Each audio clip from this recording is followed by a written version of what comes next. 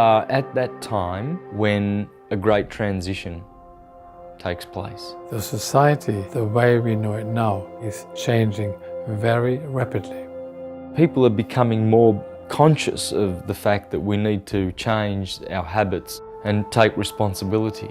We have to go along with the change that's happening, as opposed to fear it and resist it. We have all heard about 2012. It's doomsday. The world will end, mankind will end. Some people have got this idea things will stop, things will end a catastrophe, but actually none of the philosophy is saying that. The agenda seems to be trying to put a negative spin on it, to radiate fear out on the planet, as opposed to love. And love is the glue of the universe. The more one loves and finds unity in this world and harmony, the more the blessings will be when that time comes. A prophesied acceleration of both technology and consciousness is occurring right now, which is right on time with what's been decoded from the main information. All shall benefit on different levels, because that's how the universe elevates souls. What is getting ready to happen is a positive thing. It's a step forward in an evolution. It's an awakening in consciousness. If we have a good look at our solar system and how it works, the moon goes around the Earth is rotating and orbiting the sun.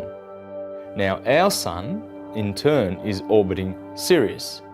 Well, that affects the consciousness of mankind, because we have 100% consciousness when the two stars are close to each other. Then the consciousness falls to 75%, 50% and 25%. In the great orbit of our two suns, we have turned the corner from the dark ages. Now they're pulling towards each other, bringing us to a higher consciousness. So we're really in just a great time in history to be living. It's just an amazing time. The great changes that we will see with our own eyes will just be stupendous. The new world of love is coming.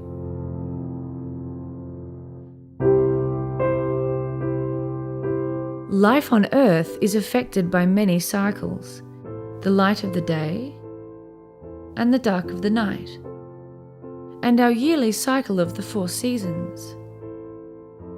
The stars in the sky are linked to life on Earth and greatly influence our existence. That which is above is the same as that which is below. As above, so below. But what if there is a greater cycle that takes thousands of years, which influences human consciousness? According to many cultures, much like the seasons that are familiar to us, humankind undergoes a similar cycle in which consciousness expands and contracts. It results in great ages of enlightenment and dark ages of misery. Different cultures refer to this cycle by different names, including the Yuga cycle or the ages of man. But one thing is certain: these cycles are known to almost every ancient culture throughout the globe. The Hindu Yuga cycle consists of 4 ages: the Kali Yuga or Dark Age, Dvapara Yuga, Treta Yuga, and the Satya Yuga, the Golden Age. During the Golden Age, human consciousness is at its peak, where unity is celebrated and life is lived in peace, love and harmony. In the Silver and Bronze Ages, our consciousness begins its descent to its lowest point, the Dark or Iron Age, in which suffering and ignorance is at its peak, and humans are divided and at war. That is our current age. Then the cycle makes its way up again to the Golden Age. These 4 ages influence the rise and fall of civilizations across the globe. It is believed that we are at that time when the Dark Age is coming to an end and the Bronze Age begins. And the crossover is taking place during the Galactic alignment on December 21st, 2012. The mainstream media throughout the globe depicts this date as the end of the world, in which catastrophic events will extinguish all life on Earth. The end of the world theory is based on the Mayan long count calendar, which ends exactly on the 21st of December 2012. Although many claim that the Mayans have predicted the end of the world, there is no evidence to suggest so. The Mayan calendar simply resets on this date as one cycle ends and a new one begins. Many believe that the marker left by the Mayans indicates a great change in consciousness as we leave the zodiac age of Pisces and enter the age of Aquarius. The date has become the most anticipated day in history, and while many are anticipating it with love, others anticipate it with fear. What were the ancients trying to tell us? Is it the end of the world, or is it a time of great change in human consciousness?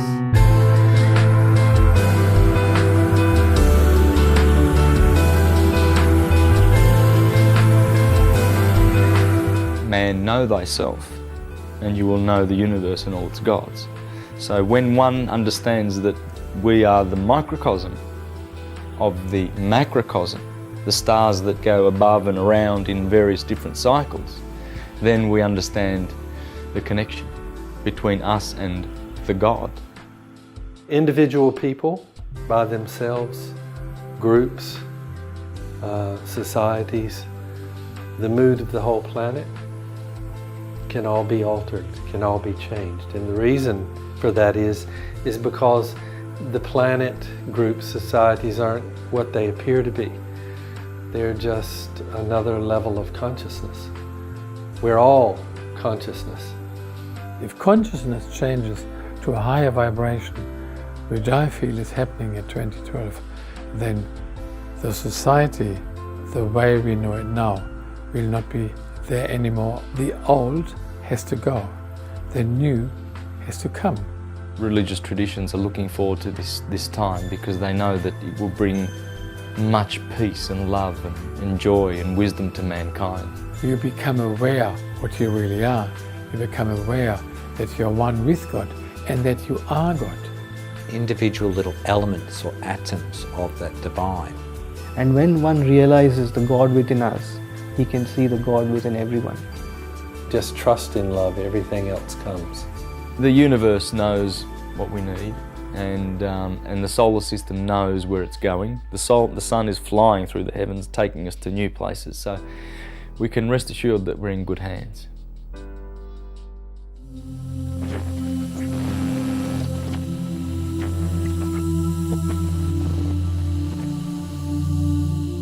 We have all heard about 2012. It's doomsday. The world will end, mankind will end, comets come down, and who knows what. Well, some of the things to do with 2012 that are out there are quite contrasting, aren't they? To say the least. People are looking forward to terrible things happening, and probably films like 2012 don't help. There's a lot of fear out there. Some people have got this idea things will stop, things will enter catastrophe, but actually none of the philosophy is saying that. They're saying it's the beginning of something new. On 21 December 2012, when you get up in the morning, the sun will be shining, or it's clouded, whatever, and nothing has changed. It's just another day. And then you think, where was all this doomsday talk? It will be just like another normal day. You have nothing to fear. But what might happen, I feel, could have been a great change in consciousness.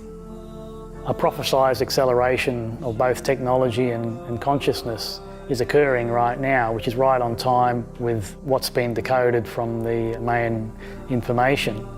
And the clock struck 1 and everything was sorted. It's never ever going to happen. It's a gradual process. The Mayans are teaching that beautiful things will happen, wonderful things, great changes in the consciousness of mankind. Certainly there's a consciousness shift going on. What is getting ready to happen is a positive thing. It's a step forward in an evolution. It's an awakening in consciousness. What is happening at this moment is discussed in all the Bibles and mythologies of the world. The ancient ones knew the cycles.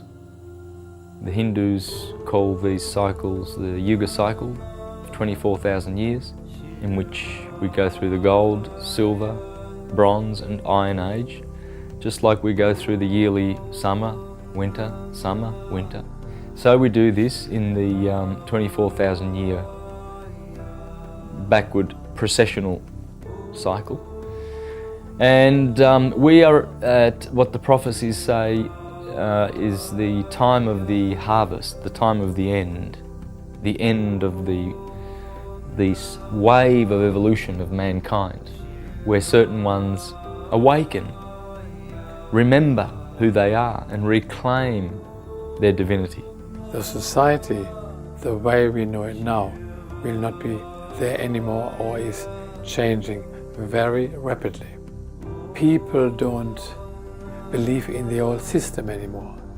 You're not out chasing the so-called dream that you've been brainwashed to believe you should be anymore.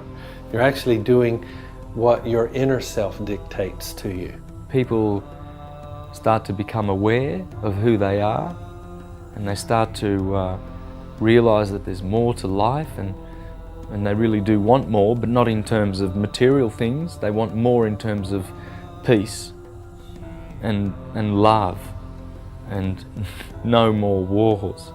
And people are starting to realize that there is a community of humanity out there. We're experiencing a kind of a tsunami right now in consciousness, and it's about ready, in my opinion, to turn into a tidal wave of awareness. This beautiful awakening is quite a positive thing, so it's definitely not something that we should have any fear about. We have to go along with the change that's happening, as opposed to fear it and resist it. And when we go into fear and loathing, our body shuts down, our chakras, our consciousness. It's possible people in that frame of mind could even get left behind. On the other hand, if they open up and accept it and become a part of it, then they become a part of an amazing transformation that's getting ready to occur.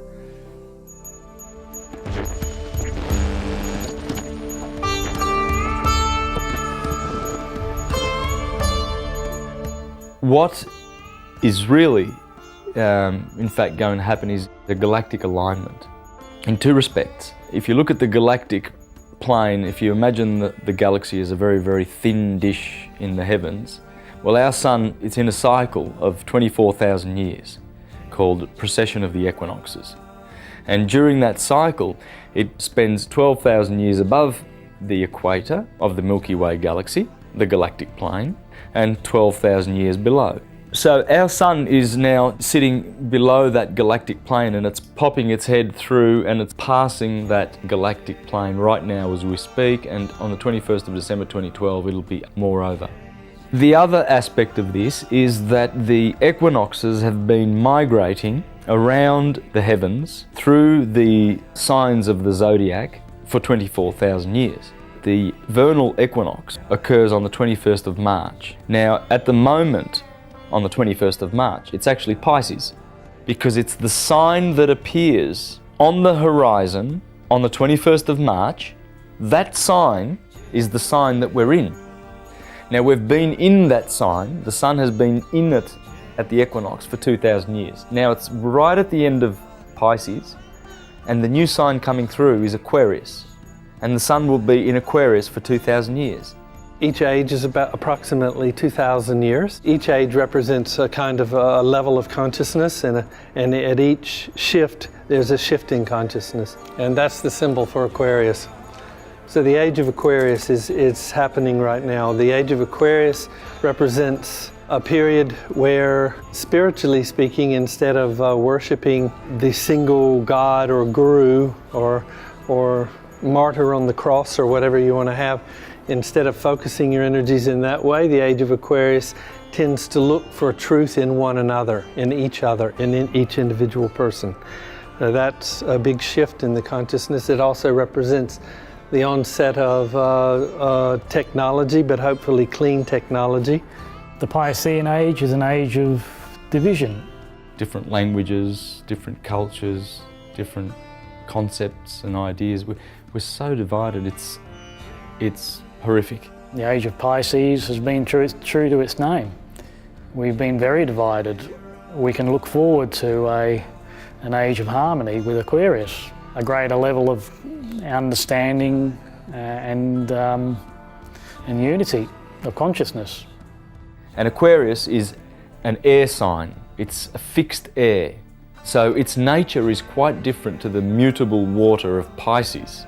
We've been in a mutable cross for 2,000 years. The equinoxes, and they've been in the mutable signs of Pisces. This is the March equinox, Virgo, the other equinox, and the solstices have been in Gemini, the solstice of June the 21st, and Sagittarius, December the 21st. Now what's happening is as those equinoxes move around that clock and they come into the fixed signs, what's going to happen is this. The vernal equinox will be in Aquarius, the autumnal equinox will be in Leo, which is fixed fire, the solstice will go to Taurus, fixed earth, and the winter solstice will go to Scorpio, fixed water. Now these 4 signs are the fixed signs. So the Holy Cross, the divine cross in the skies, will be situated in their most natural home, the fixed signs. Well, in this age it's been in Pisces, which is mutable, and before that it was in Aries, which is cardinal. So now it gets to be fixed, and that is the alignment. That is what's taking place, because those signs there are very, very powerful, the fixed signs. They're very powerful in the transformation of the human consciousness. And in the Bible and in the holy books, they are the lion, the bull, the man, and the eagle. In Revelation, God is described as having the face of a man, the face of a bull, the face of an eagle, and the face of a lion. Well, that's the fixed signs of the zodiac. They're going home. The equinoxes and the solstices are going home. And that is what we're looking forward to. That's what it means. There's big things happening with 2012. We're getting ready to evolve at a very fast rate. The reason this happens is because the center of the galaxy puts out pulses in their waves. And the reason it does that is the same reason a cell in your body puts out vibrations within that cell to make sure that the cell as a whole is operating on the same page. If there is a wave of consciousness that is sent out from the center of the galaxy and we pass through one of these waves, then the consciousness on the planet as a whole begins to expand and vibrate at a higher frequency, evolve much faster than previously before.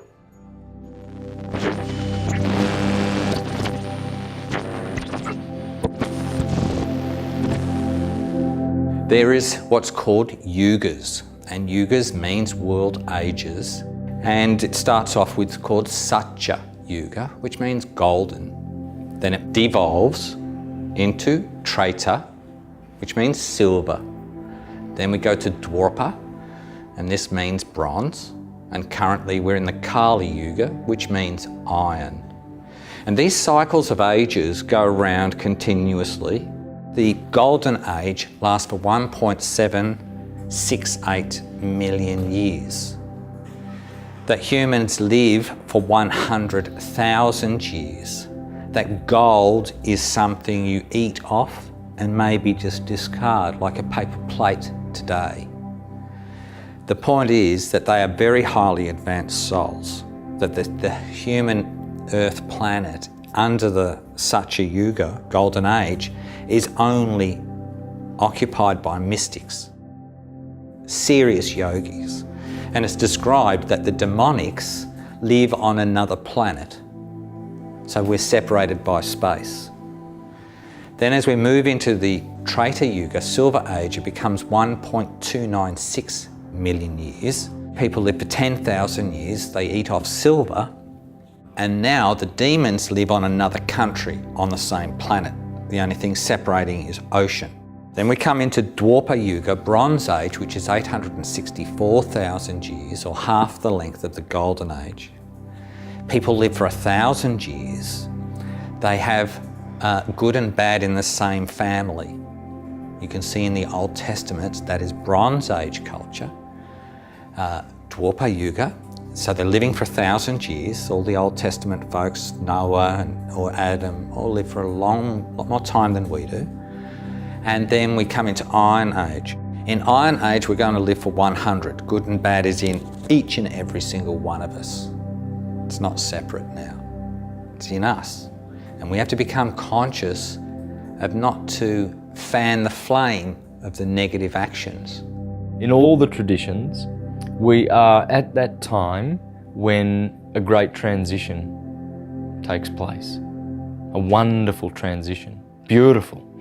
And where the sun is taking us in the 24,000-year processional cycle is back to the Dvapara Yuga. And all the religious traditions are looking forward to this time because they know that it will bring much peace and love and joy and wisdom to mankind. This is a cycle which continues in its nature and behaviour, but does never come back to the same place. So we're always growing with this. The feathered serpent, our solar system, we just have to trust that that feathered serpent takes us to greener pastures. In fact, the Mayans tell us that it will. Because on the 21st of December 2012, where this galactic alignment is going to occur, then shall start newer influences and different influences that like we've not seen for a long time since our awakening, because we are awakening. And the dead that shall arise, that the scriptures talk about, the dead shall rise, that's not dead in terms of in the tomb and then all of a sudden you pop up out of the tomb as literalist Christianity try and teach. It's talking about that we have been dead in sleepfulness. We have been sleeping. Now as we learn this stuff and we remember the symbols now because we know what these mean, they've been lying dormant in the winter of unconsciousness for thousands of years. And the Romans went destroying the temples of Egypt and defacing their monuments and the hieroglyphs that they didn't understand. And the Christians, you know, they destroyed the Mediterranean's cultural, spiritual, hermetic heritage. Alexandria, the library was burnt. Now as we awaken and we reclaim our dominion, this science is essential. Astrology is the science of as above, so below. And it is the beginning of understanding who you are. When you realise that you are this, and you look up and you go, twinkle, twinkle, little star, how I wonder what you are. You know what the stars are. They're fountains of life. Firstly, we have solar system, Sol being the sun, and the male energetic in our solar system, and all the planets are regarded as feminine, generally speaking, dancing with the masculine. We, as human beings, with the human eye, can only see the 7th planet. 5 planets actually, Sun and Moon. The external planets, or the planets in the outer solar system, cannot be seen by the human eyesight without an optical instrument. Those 7 planets are influencing us daily. And if you want the proof, go to your newspaper and you will see in the weather area, sunrise, sunset, moonrise, moonset, and in a special little box, the rising of Venus, Mars, Saturn, Jupiter. They're there.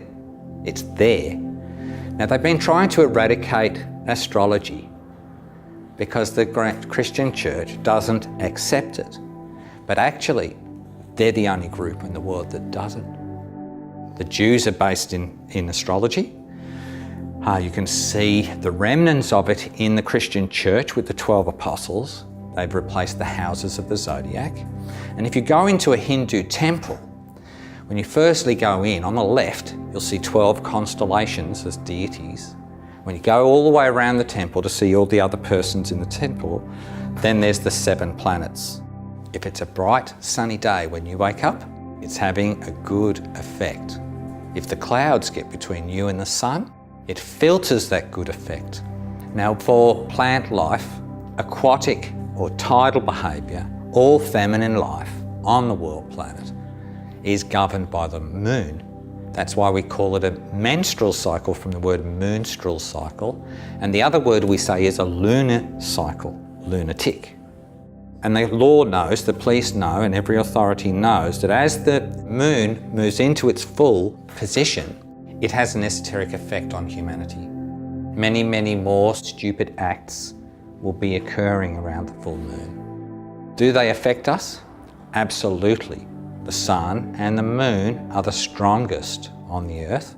Sirius B goes around Sirius A, and it takes 49.9 years. It is so heavy that a teaspoon of it will be hundreds of tons. It is spinning on its axis 23 times every minute. This is a sun. This is a star, guys. Right? It's that heavy. It is so powerful magnetically that it directly affects our Earth. In 1989, when this little fella here, this very heavy, hard little fella, when he passed between Sirius A and our sun, with its Earth going around here, the spin rate slowed down in 89, losing a full second per day for a period of several weeks before the event, and then sped up again, gaining a second per day for several weeks after the event. Take note of that, man. That's a star that's 8 light years away. It slowed and sped our Earth. If we have a good look at our solar system and how it works, for instance, the moon goes around the Earth in turn is rotating and orbiting the sun. So it takes 365 days to go around the sun. Now our sun in turn is orbiting Sirius. Sirius being the brightest star in the sky and in the sector of Cancer, right near Gemini. It is in a binary with our star. And every 24,000 years we go around each other in a clockwise motion. Sirius and our sun have been going away from each other for the last couple of thousand years, and now they've turned the corner, so they're heading towards one another. As we reach the outer limits of that orbit, that elliptical orbit with our sun and Sirius, this is where the Iron Age is. The Golden Age is when they are close to each other, and then as they separate, they go through the Silver and the Bronze to the Iron Age.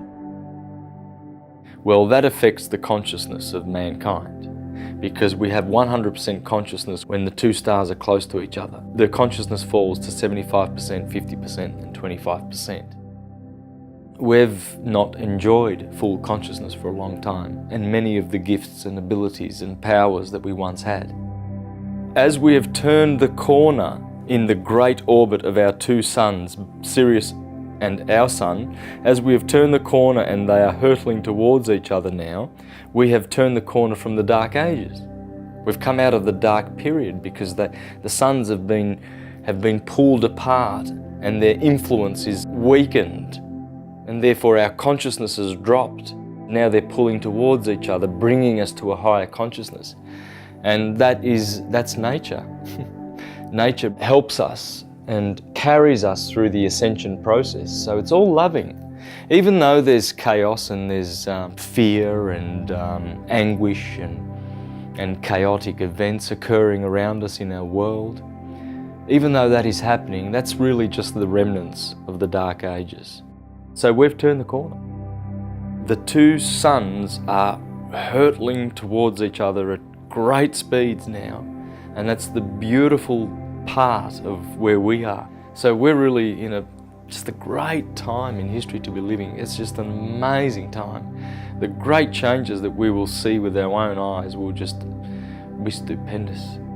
We are actually just simply locked into a series of cycles, and it's the duty of every human being, when they're ready, to discover their own awareness, to take control of themselves. In the book of Daniel of the Bible, it says that in this time many will come to an accurate knowledge of the truth, and they will whiten their robes, and they will turn to the truth. But it also mentions that many will just go off into the darkness and continue on the path of darkness. It's true, we're in a dark age right now, but we're getting ready to come out of it. And those who identify with the darkness, those who feel at home and comfortable with it, yeah, they want to keep it that way. They don't want things to change.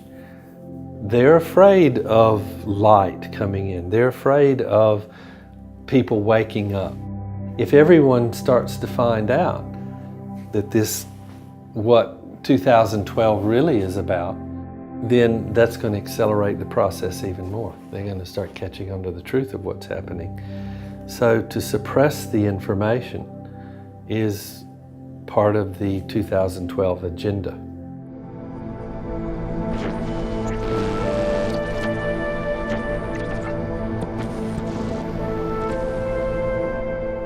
The media portrays 2012 as doomsday. The world will end, mankind will end, comets come down, and who knows what. The agenda seems to be trying to put a negative spin on it.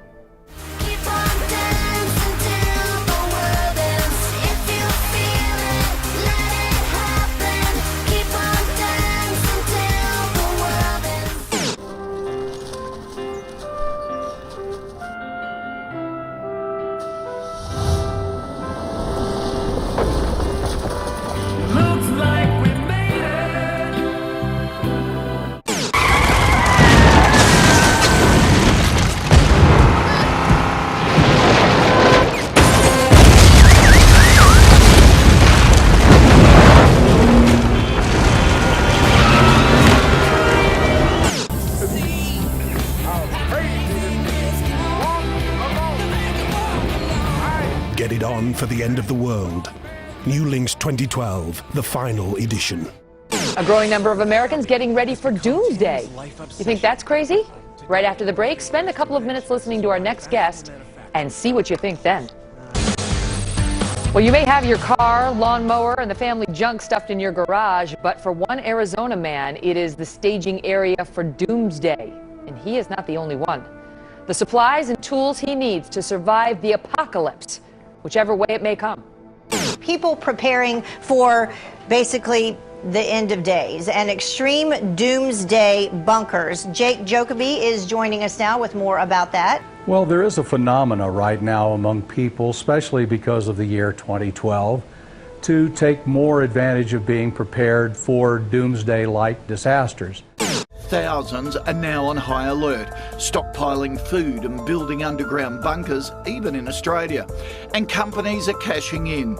They're selling survival items like gas masks, nuclear protection suits, and even food and water tablets.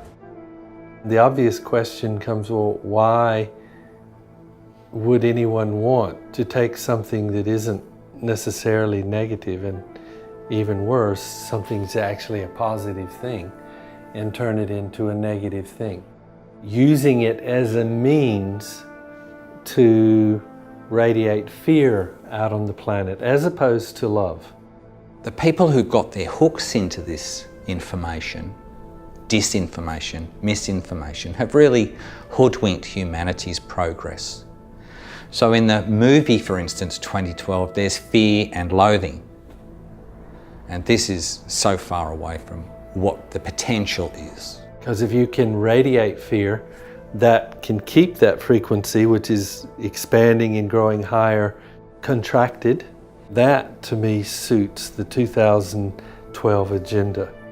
Well, with regard to 2012, the media is not the place to source for information. It'll be misinformation, and it'll be negative. And it is. It's very negative. And of course, they're driven by fear. They love fear. And the people who control those stations and those networks, they are happy to generate fear. Clips warning viewers about December 21st, 2012. That's the date that many doomsday prophets are claiming the world as we know it will end. My next guest, Jim Durden, works with Survival Group, which is planning for this apocalypse. Jim, how will it happen? Will it be an object from outer space? Will we destroy ourselves in a nuclear holocaust? How will it happen in 2012? Well, based on Mayan calendar and the Dresden Codex, the Egyptians and the Mayans had the end times of 2012 as an apocalyptic event. Their calendar predicts the 21st of December is when the world will end. And while that won't stop most of us from making plans for Christmas, there are tens of thousands of believers who are preparing for the worst. According to one ancient prophecy, the end of the world is only weeks away. So, are you ready? It's the ancient calendar that ends on December 21 this year. In other words, doomsday. It's not the Mayans telling us this business, it's Westerners interpreting what they think the Mayans were saying. They see a stele, they see a piece of carving, and then they start to interpret. What a joke.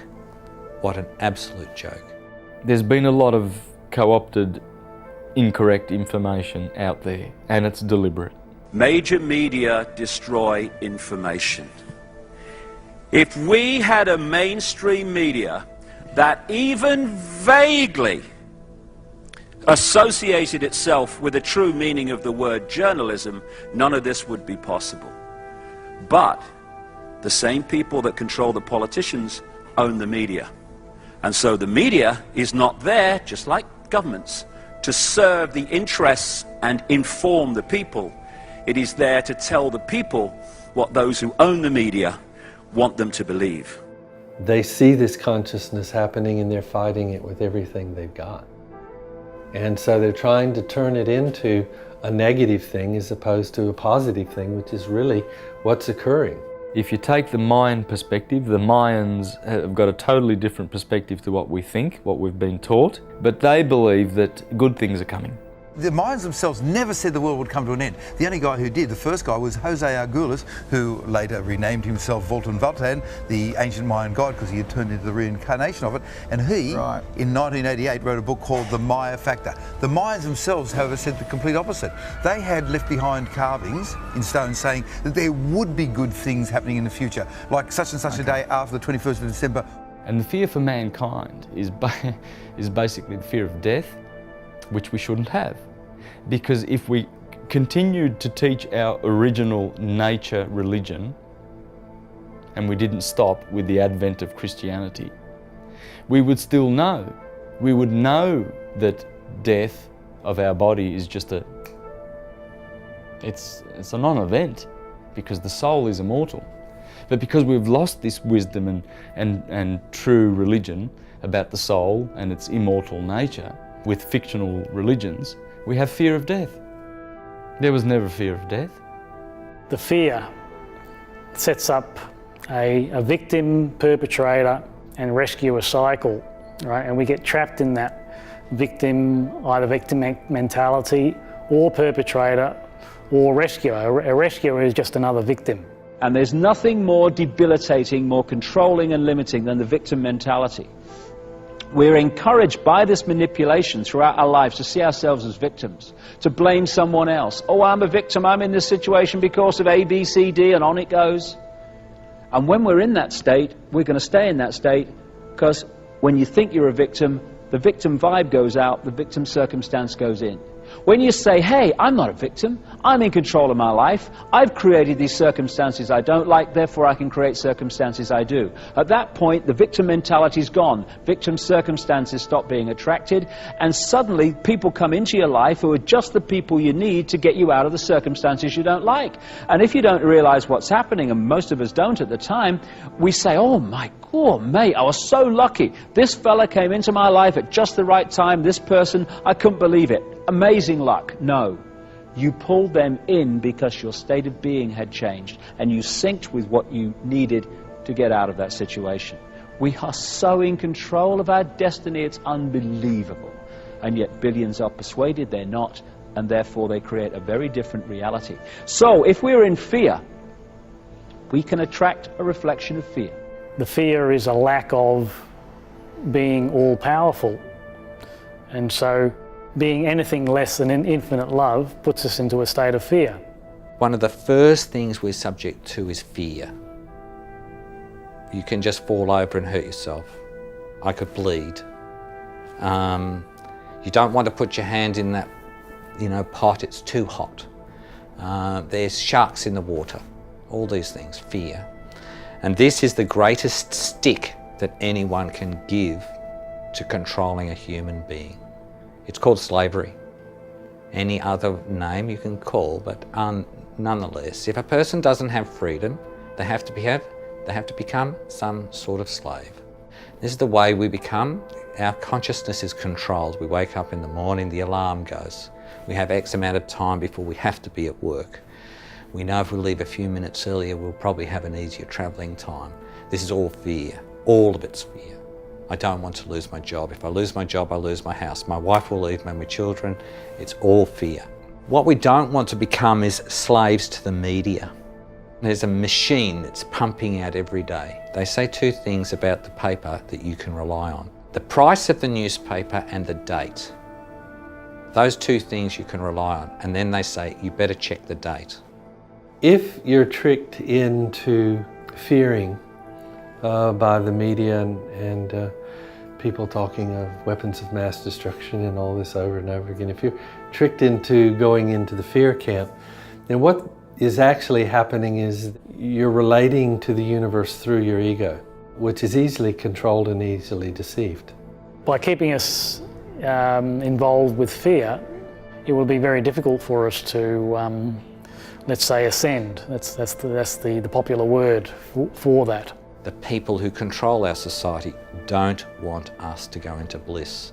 Because if our chakras and our kundalini and other things are all awake and we become more divine conscious, as a super conscious, an awareness, they have no control over you.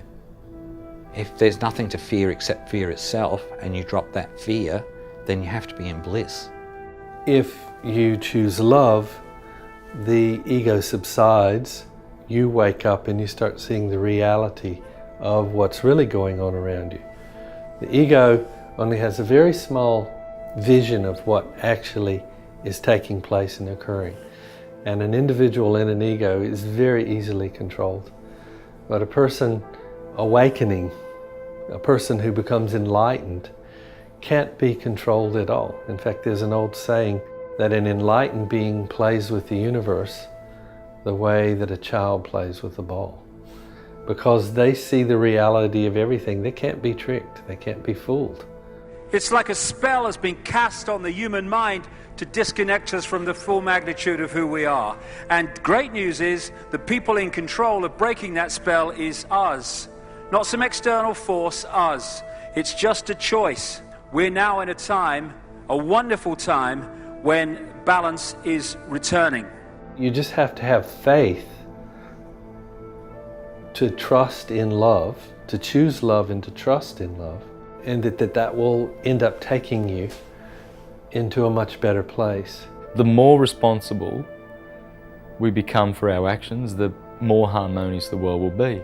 If you continue to operate out of fear and continue to operate through the ego, then you'll continue to be controlled and you'll continue to not have a clue about what's going on in the world and around you, or even inside you for that matter. Governments destroy freedom. This is the great one. If people are new to this, this is the first big step. Governments are not there to serve the people. Governments are there to serve those that control the governments and enslave the people. That's what they're there for. Once we realize that, then a lot of dots start to connect.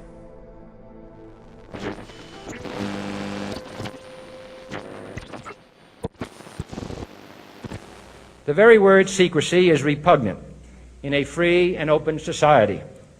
And we are, as a people, inherently and historically opposed to secret societies, to secret oaths, and to secret proceedings. Its preparations are concealed, not published. Its mistakes are buried, not headlined. Its dissenters are silenced, not praised. No expenditure is questioned, no rumor is printed, no secret is revealed.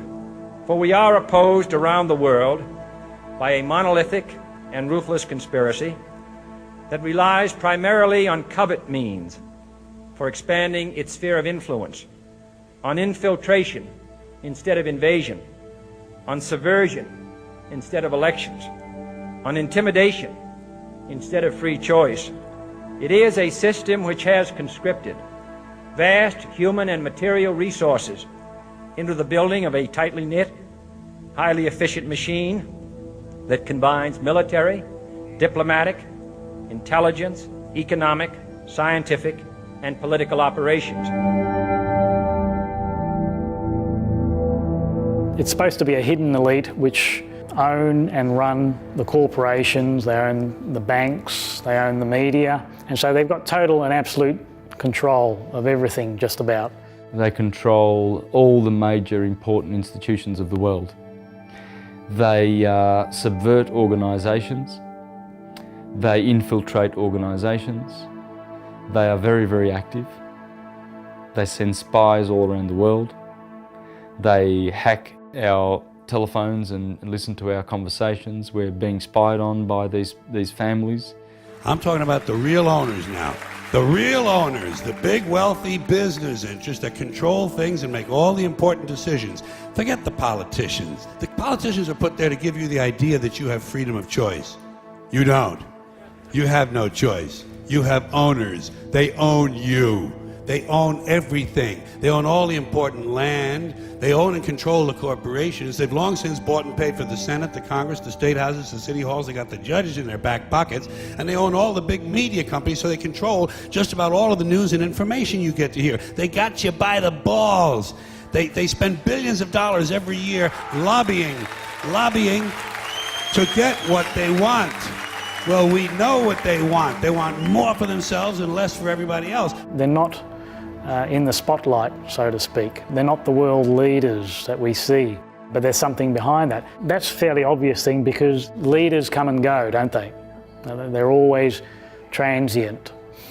But these people do not come and go. They're always there, and they run the cogs of the machine at the highest level over the ages. They go back a long, long, long way. And so they maintain their bloodlines and keep a lot of power and wealth. And as they intermarry, they amass more wealth and more power against other families. They own this fucking place. It's a big club, and you ain't in it. You and I are not in the big club. By the way, it's the same big club they used to beat you over the head with all day long when they tell you what to believe. All day long, beating you over the head in their media, telling you what to believe, what to think, and what to buy.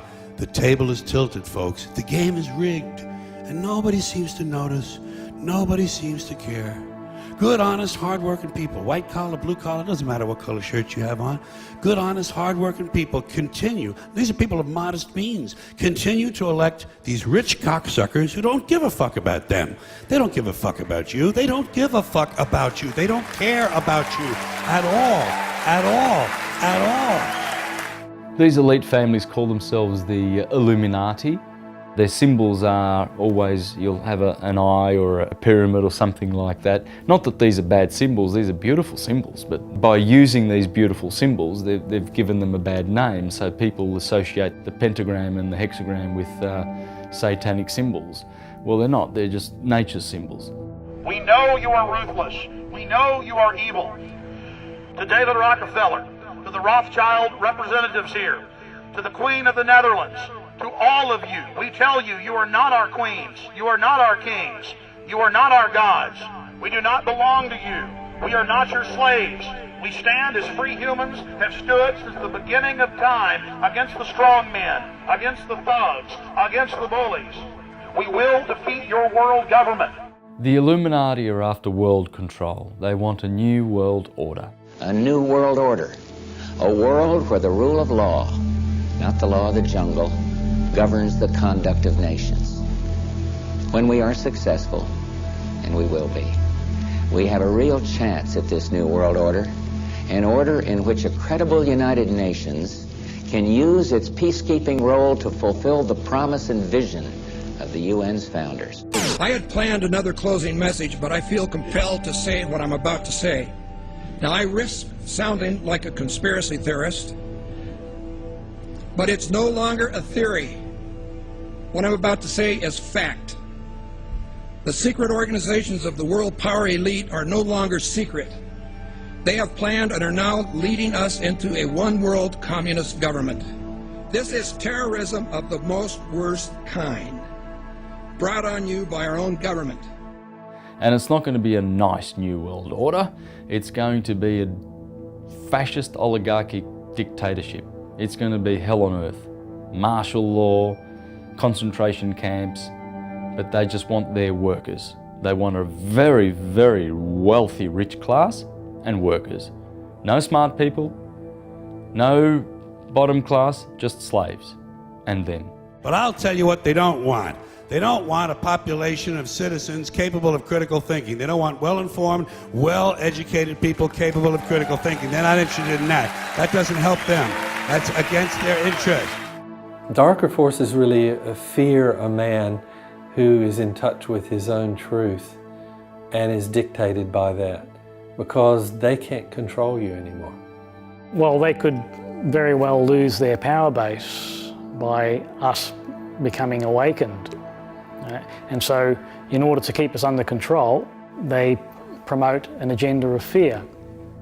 If a cow were to someday wake up and realize its fate, that it's going to end up in a McDonald's hamburger one day, if it had that understanding, do you think it'd continue to stay out there and eat grass? Or do whatever the farmer wanted him to do? Hell no. But as long as that farmer can keep that cow in cow consciousness, that's not going to happen. We hear about a whole lot of conspiracies, and perhaps a lot of them are true. You know, like the idea of fluoride in your water, it affects the pineal gland. Well, perhaps that was a deliberate strategy in order to stop people raising their consciousness. I could give you a long list, but you know, the food we eat, the way we're educated, what we're told to believe, all of this plays a part. They keep us dumbed down. They keep us unaware. We live in a world which, take a step back, deep breath, look at it again, is utterly bloody insane. And we're asked to believe, and so many people do, that we are somehow at the cutting edge of human evolution. We're nowhere near the edge of what is possible and what is there to be known. But the norms are very powerful, especially when, from cradle to grave, we are constantly manipulated and confused with contradictory information, and when we're pressured to believe it, otherwise we'll get ridiculed or condemned for being different. Just look at us. Everything is backwards. Everything is upside down. Doctors destroy health, lawyers destroy justice, universities destroy knowledge, governments destroy freedom, the major media destroys information, and religions destroy spirituality. That's where we are. The world is turned upside down and people are confused. And the reason this is happening is because of these Illuminati families. They've done this to us. It's deception. Society has allowed itself to be dumbed down. I mean, we're just as much to blame as they are for allowing it to happen. But unfortunately, there is an awakening happening now, and people are starting to wake up. People are opening their eyes and seeing what's being done to them. They're finally seeing that they've been sodomized for such a long time, and they're not free. Just because we've got freedom to choose what colour milkshake we're going to have, what flavour, it doesn't mean we're free. That's an illusion. You're not free. It's a police state. That force, which is contracting awareness and consciousness, I think is starting to get a little bit nervous and a little bit afraid. It's worried, and because it seems like it's upscaling things, you know, as this consciousness revolution is starting to occur. It doesn't want it to happen. So greater and greater measures are taken. The elites and the power families realise that they are losing their grip on the system. The system is collapsing. And so they, naturally, like every organism, are trying to prolong their existence. Therefore, they try to keep fear out there and fear out there, but a lot of people are just not buying into it. And the reason being is because our sun is bringing us into the higher essences, the higher consciousness. And therefore we refuse to go back. We can't. We can just climb up now. What was a kind of a willing, complacent dumbing down is now getting ready to turn into a big conflict between the forces in control who want to keep everybody as they were and this consciousness revolution who can't possibly exist on that level now that their eyes are open. We will defeat your world government. I stand before the creator of the universe, and I ask the creator of the universe, as our founding fathers did in 1776, to lead, guide, and direct us, and to give us the power and the foresight and the understanding and the will to stand against your entire agenda, including your final plan of world population reduction of 80%. Why do you put mercury in the vaccines, stannous-sodium fluoride in the water? Why? Why do you put cancer viruses in the vaccines? Why have you used depleted uranium now in 4 separate nations? You're arrogant. You have the sickness that elites have had throughout history. They're standing in front of a tidal wave saying, I'm not going to get wet. They're going to get wet, and they're going to be affected by this consciousness shift too, whether they like it or not. The world has been turned into a maze of confusion, and it's done to keep us from the simple truths, because complexity is there to stop us finding those simple truths. But when you connect the dots, can you start to see why the world is upside down, why it is as it is? And crucially, behind that complexity, those smoke screens of complexity, why behind that is an amazing revelation of who we are and the nature of life. When we start to realize that far from being Ethel Jones or Billy Smith, we are all that is, has been, and ever will be. That is the difference between who we are and who we are manipulated to believe we are. And obviously we are suffering from the effects of the Dark Ages, loss of consciousness, and as we awaken in these days, which we are, because the sun, the spiraling sun, is taking us to greener pastures. I don't think mainstream media wants everyone to realize that there is a mass awakening taking place, but yet everywhere I go and everything I see points to it. Everywhere I go, there's this enormous amount of enthusiasm and interest in yoga, meditation, not just Eastern things, but philosophy, workshops and things that are about self-awareness. People are becoming more conscious of the fact that we need to change our habits and improve and take responsibility. You start living in love instead of living in fear. And if enough people catch on and start doing that, then we'll turn the world into a Garden of Eden again. Our concern is not to worry about the Illuminati at this stage. Our concern is to imbue our lives with bliss and love, because their time is up. It's over, and that's obvious. It's obvious to the awakened masses now. They're running for the hills, desperately trying to cling onto their empire. But we can conquer this like David conquered Goliath by standing up, making a stand responsibly. You will and you are failing now. Your new world order will fall. Humanity will defeat you. Confident that with your help, man will be what he was born to be, free and independent.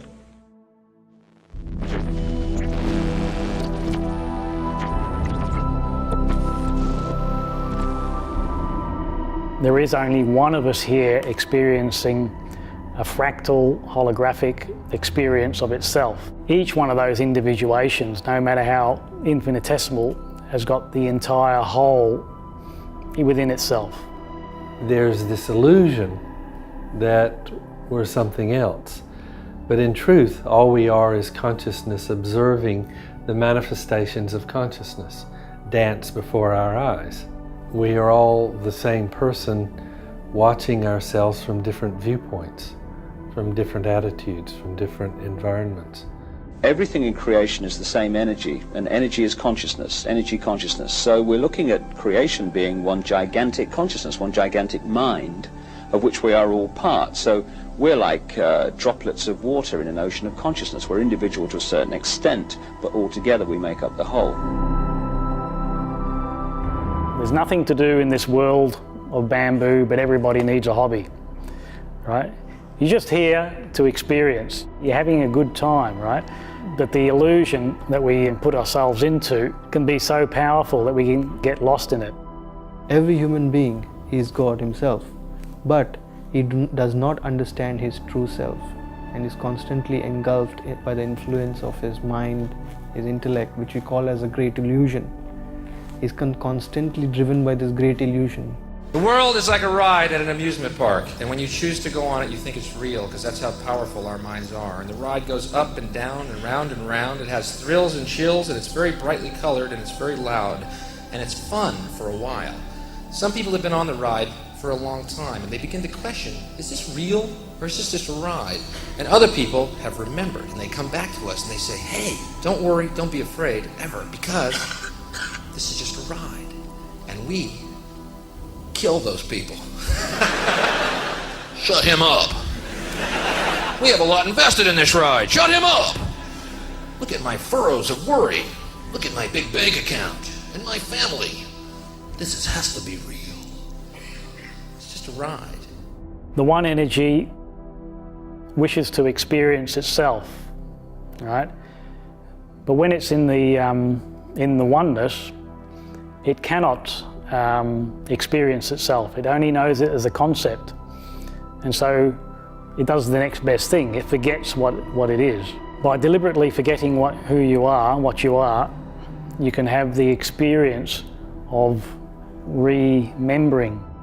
We are consciousness, disembodied, no form awareness, having an experience.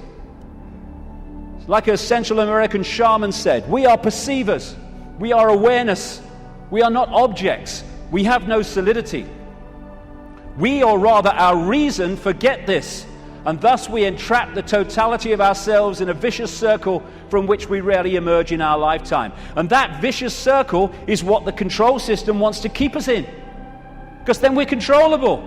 When we say, I'm doing some kind of spiritual practice, or following spirituality, what it means is I'm actually finding out who I am. What am I? Who am I? Where did I come from? What am I doing here on this earth? And where will I go? You're actually demystifying these concepts yourself by realizing who you are. Eventually you'll get to the point where you'll probably experience the truth of who you really are as opposed to the illusion that you believe you are. You know, you believe you're this physical body, you believe that you are your thoughts or whatever. The truth of it is you're the source of all those things. You're the source of your thoughts. You're the source of your body.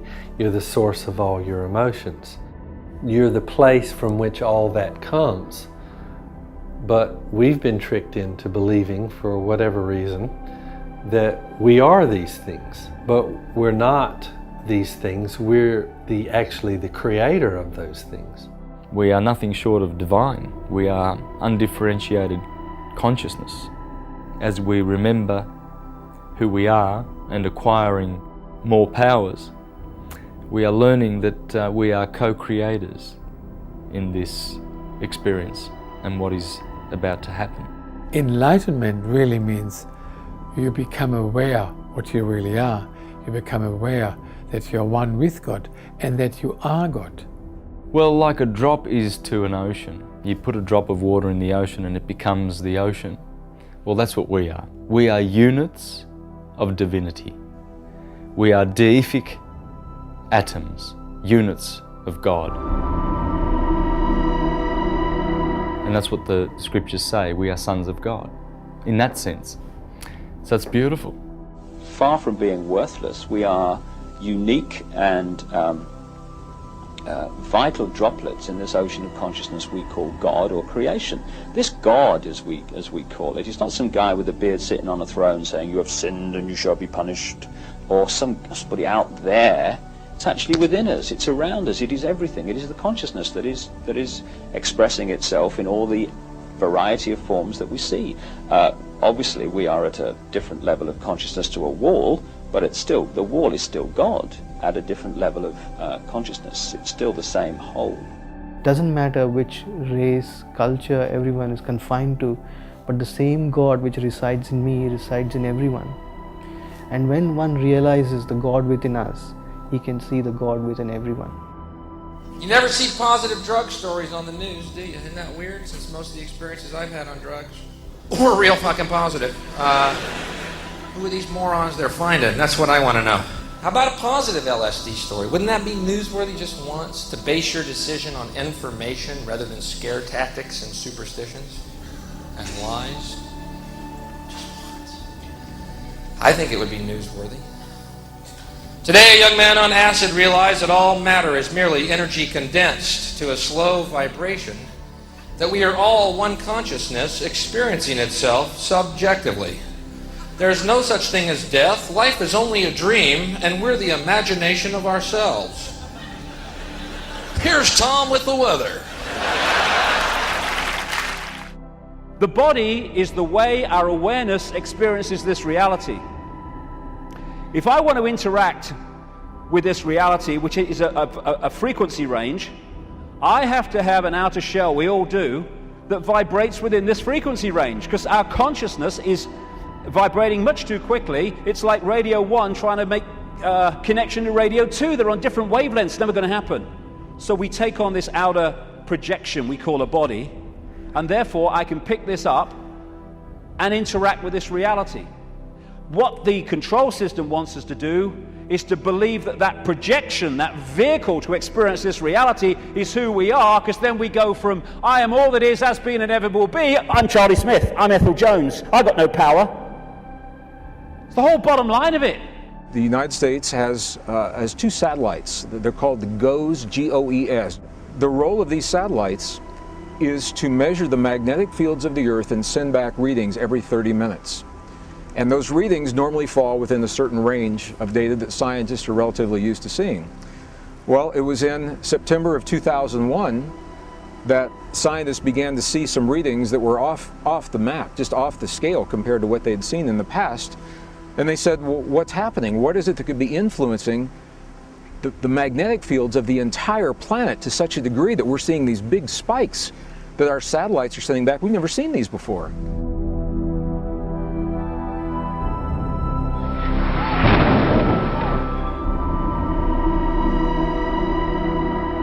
Another one just hit. Something else just hit. A very large plane just flew directly over my building, and there's been another collision. Can you see it? I can see it on the shot. Oh my God. Something else has just been hit.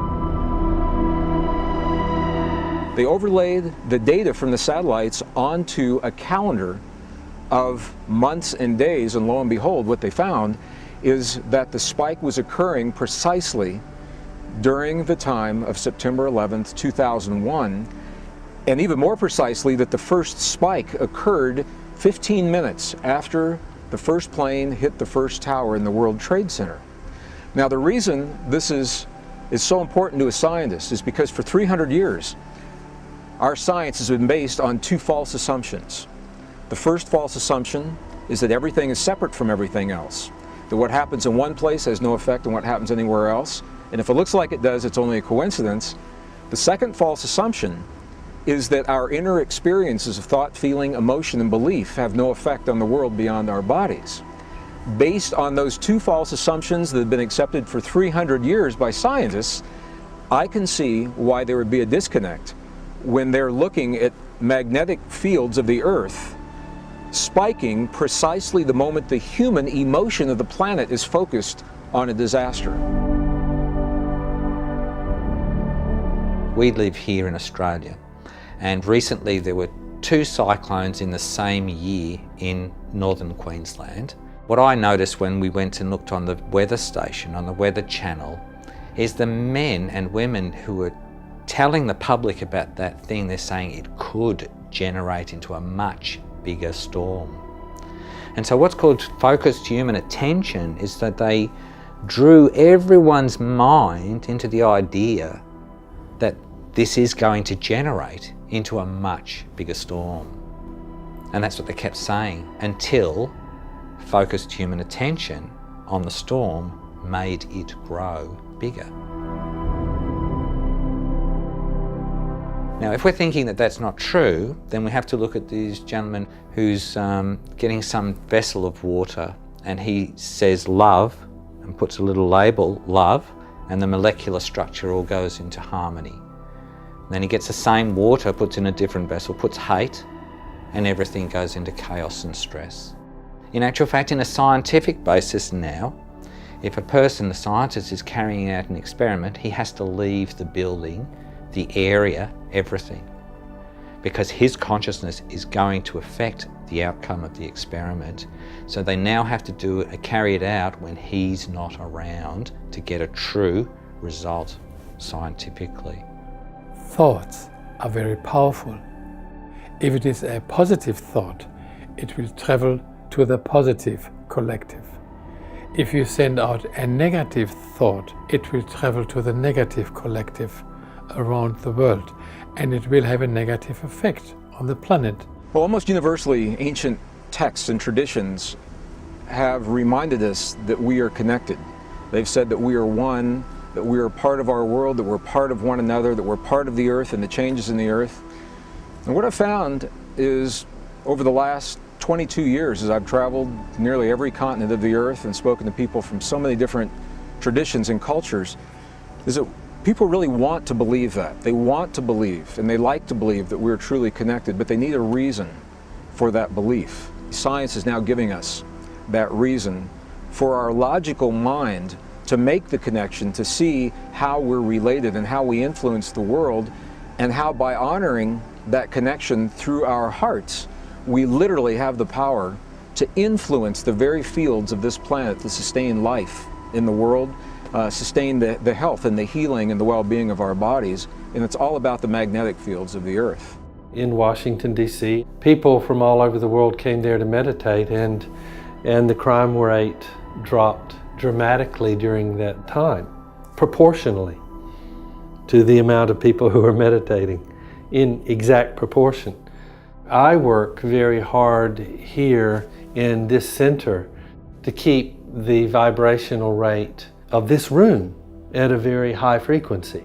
Now it's to the point where people who don't even have an interest in meditation come here into this room. There was one person who spent the night not too long ago, had no interest in meditation and that sort of thing whatsoever, and Kundalini awakened in the morning and had no understanding of that at all, had never even heard the word before. And so just by being in an environment which is kept pure, that happened. Now, take that on a larger scale. If we were, as a society, to do that to the whole planet, then your wildest imagination couldn't conceive of what is possible in such a scenario. A person who sits there and meditates quietly in very, very strong gravity. They set up a gravity field that they're not moving no matter if the building falls down. They can counteract the negative effect of many. Individual people by themselves, groups, societies, the mood of the whole planet can all be altered, can all be changed. And the reason is because the planet, groups, societies aren't what they appear to be. They're just another level of consciousness. We're all consciousness. Consciousness changes, generally speaking, because of realization. However, when we're talking about collective consciousness, that is changed by media. From channel to channel, on the news and on dramas and on every other program, And all it is brainwashing and demonization. Generally, a human being is bombarded with unwanted thoughts constantly during the day, which depletes his mental energies. When one is depleted with mental energies, it causes a drain of one's own mental resources and drain of just our physical energy as such, due to which our ability to comprehend and think reduces. Our efficiency as a human being reduces as well.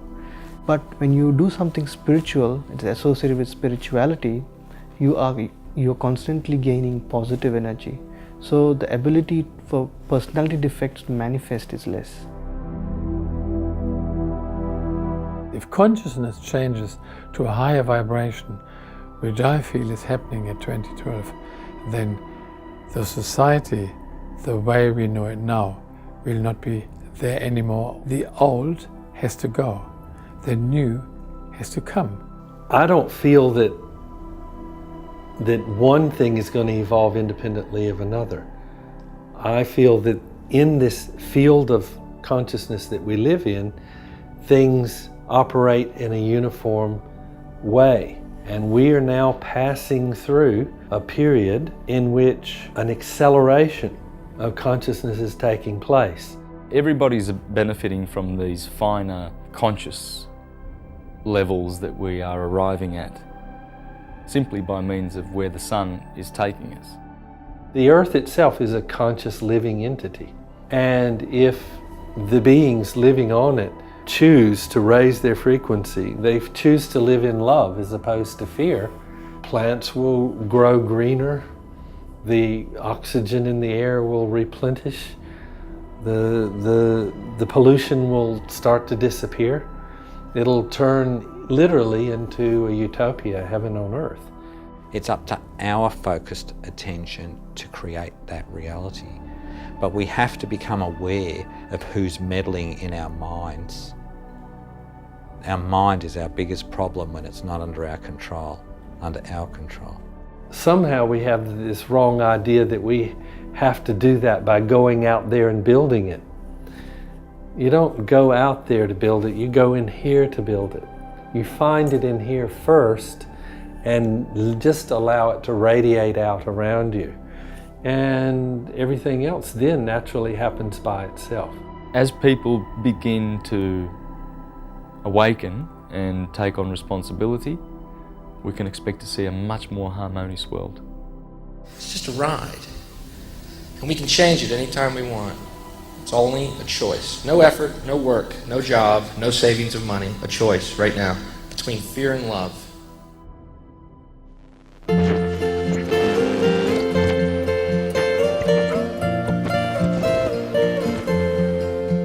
What society would probably like for us to believe is love is like what we see on the Hollywood films. Love is actually a state of being. It's not actually something that you do to somebody else. If someone loves you and you don't feel love for them, you don't feel anything. You only feel love when you are radiating love, when you're giving love. If you love yourself, you feel better in yourself. If you hate yourself, you loathe yourself. And why do you want to do that? Why do you want to be miserable? Why do you want to feel bad? Is that good for you? The worry is just another prayer for what you don't want. All right? So if you want to create what you do want, focus on let's say the grandest vision of the highest version you can possibly imagine. If you're going to do anything, make sure you're doing it out of joy and not fear. If you feel negative, you have no energy. If you feel positive, you have much more energy and you can do a lot of things. You can help many people and yourself. To choose to love over fear is choosing a state of awareness, a state of consciousness to exist in, to be in, as your reality. And even when the dark forces come along and try to draw you out of it, you still love them. Of course, they really hate that when you do that. And all it is, like everything else, is a choice. A choice between fear and love. That's all it is. We can choose to be frightened. We can choose to hate It's a choice. Or we can choose not to fear, and we can choose to love. Not love on the basis of I love you if I fancy you, darling, but I love you because you exist. I love you whatever. I love you without condition. As the loving component grows, that becomes more and more contagious, if you like, and the world tends to become a more loving place as a result. The critical mass of the love paradigm grows. And if we want to change the world, it has to start with self. Fear, anger, hatred, condemnation, dictating what other people should be, that's the world we've got. That's the prison. But paradise is waiting. It's a thought, an attitude away. That's all it is, a choice away. Love. If we love each other and love the world, our lives are fundamentally changed and the world is fundamentally changed. And we are the generations, strange as it may seem when you survey the world today, we are the generations, I passionately believe, who are going to love the world into the paradise it really should be and was always designed to be. Human beings actually are supposed to be eternal, full of knowledge and full of ecstasy, and I'm not talking about the pill. I'm talking about spiritual bliss, which is the highest frequency a living entity in a human body can experience. Bliss is our birthright. We were made to enjoy love and happiness. That bliss is always there. There's so much potential for bliss, right? It's like a light switch. You go to turn it on and you know that the moment you turn it on, the light comes on in the room, fills. That's what the bliss is like. It's just there waiting for you to just turn it on and you can tap into it as much as you want. So people are not reminded of that. They've been pulled away by distractions. Go to work, go to school, do this, do that, get a career. And guess what? The bliss just gets left behind all the time. They just leave it behind. Why not enjoy it? It's there. We're not governed by any calendar, no event, or any such thing. Every decision that you make takes you in a different direction. When you make good decisions all the time, take a moment to breathe, come into the now, make a conscious decision, everything has changed. Now's the time to embrace the love and to leave the fear behind. The one that embraces the love is the one that knows that he can never lose. The eyes of fear, once you put bigger locks on your door, buy guns, close yourself off. The eyes of love, instead, see all of us as one. God is total love, and there is nothing else. And love is the glue of the universe. The most important thing I'd like to say to people is to know who you are. Reclaim your sovereignty and learn the science of as above, so below, the macrocosm and the microcosm, because we are a microcosm of the universe, of the whole universe. Our body is the universe, full of atoms, trillions of atoms, which are stars. I think we're part of a greater wisdom than we will ever understand. A higher order. Call it what you want. Know what I call it? The big electron. The big electron. Whoa. Whoa. Whoa. It doesn't punish. It doesn't reward. It doesn't judge at all. It just is. And so are we. For a little while. So once we know this and we realise what we really are and who we really are, then we stand up and virtually ignore this system of fear and embrace the love, and there is nothing that can stop us, there is nothing that can hurt us, there is nothing that can cause us to fear anymore. Whatever we do in our life, please make sure that we sprinkle some spirituality onto it. When we sprinkle something spiritual into it, we also get the benefit of inner peace, inner calmness. Otherwise we get so lost in this world that we do not know what we want, and that's a very bad state to be in. So do take up some spiritual practice every day so that it helps you to nurture your mind, nurture your intellect, calms your mind. Be a sane person in this insane world. Be the happy person so you can help other people being happy. Otherwise you're part of the problem yourself then. And that's the worst place to be in. We left a great place of unconditioned consciousness, and the purpose of life is to go through this cycle of necessity, glean all the wisdom that we can from it, and return to the cause much more than we were before. Much, much more. For those people who have been a victim of the propaganda of the 2012 agenda to promote fear, what I would say the best thing to do is not to get fooled by that. And your worst enemy is fear itself. And to just trust in love. If you remain in love, you receive all the blessings. So there should be nothing at all to fear about 2012 and what is coming.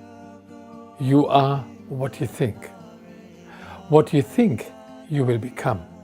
When the Buddha says that we are what we think, then I think we would be advised to hold the most positive and grand view we can possibly have. Because what you think about is what you're going to create. So every day, make it a blissful spiritual day and share that. Share compassion, share love, drop the fear. There is nothing to fear except fear itself. It's really true what my guru and other teachers have said, that if you want to change the world, you've got to start with yourself. Changing the world is not something in the future anymore. Oh, I hope it'll be better for the kids. It's here and now. We're going to see it happen. The more one loves and finds unity in this world and harmony, the more the blessings will be when that time comes. And the times are coming. It's a coming. The beautiful rewards for all those who are poised to receive them, they're coming. The new world of love is coming.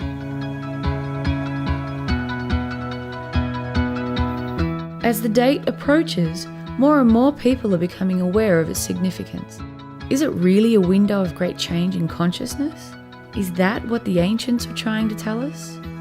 When we take a look around the world, we have seen decades of dictatorships collapse as humanity united and marched the streets in Tunisia, Yemen, and Egypt.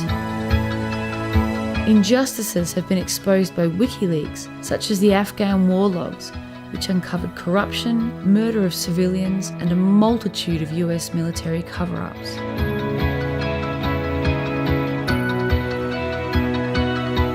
A global network of truth and awareness is uniting mankind via technology and the internet, the one last channel left unfiltered. As knowledge is spreading, people are awakening, and we are beginning to see a clearer picture of the world that we live in. Consciousness is shifting right before our eyes. The people in power may try to negatively influence the outcome of the coming shift. By creating a world war or collapsing the global financial system, they may generate enough fear to open the gates to their new world order. If that day comes, we need to remember their true agenda, unite as one and rise in love and compassion. Troops out now! Troops out now! Troops out now! Troops out now! Troops out now! United will never be defeated! The people united will never be defeated! The people united will never be defeated! The people united will never be defeated! The people united will never be defeated! What is the pathway forward?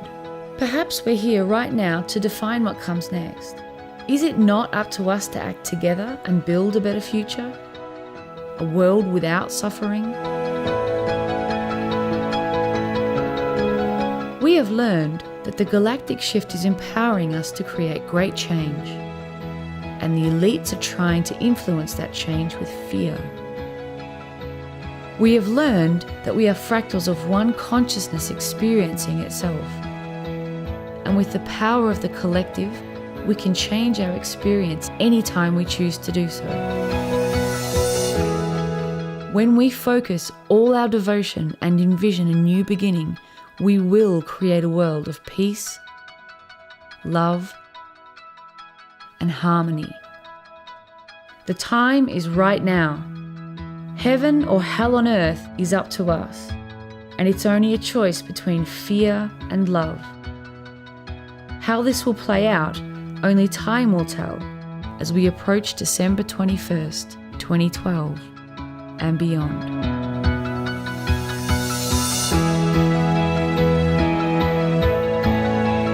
In the 17th chapter of St. Luke it is written, the kingdom of God is within man, not one man nor a group of men, but in all men, in you. You, the people, have the power to create machines, the power to create happiness. You, the people, have the power to make this life free and beautiful, to make this life a wonderful adventure. Now let us fight to fulfill that promise. Let us fight to free the world, to do away with national barriers, to do away with greed, with hate and intolerance. Let us fight for a world of reason. Let us all unite! Here's what we can do to change the world right now to a better ride. Take all that money we spend on weapons and defense each year and instead spend it feeding, clothing, and educating the poor of the world, which it would many times over, not one human being excluded, and we can explore space together, both inner and outer, forever.